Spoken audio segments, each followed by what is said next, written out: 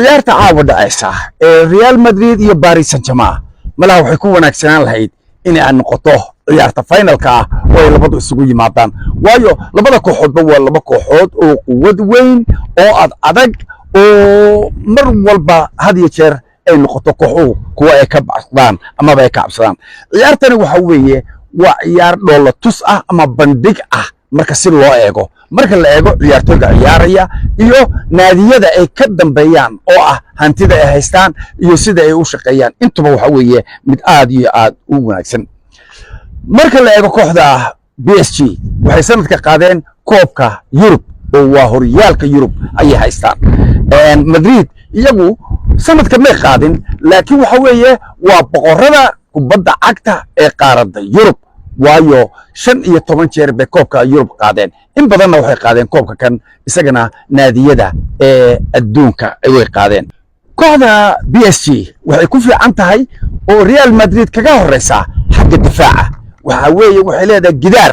difaac ah oo sida loo maraa ay adag tahay taasi khatar bay ku noqonaysaa kooxda Real Madrid laakiin Real Madridna waxay ku wanaagsan tahay oo ay aad ugu horeysa xagga weerarka oo ragga weerarka ay haysato marka Junior iyo Mbappe iyo ragga cankaas loo eego waxa weeye niman khatara oo weeraryahan ah marka weeraryahanada khatarta ah iyo difaaca khatarta ah sidee bay isku noqon doonaan shanta ciyaarood u dambeysay kooxda PSG haba yaraatee wax goolal ah oo laga dhaliyay mayan jirin Real Madrid iyadu waxa ay lahayd laba jeer oo kaliya ayaan goolal laga dhalin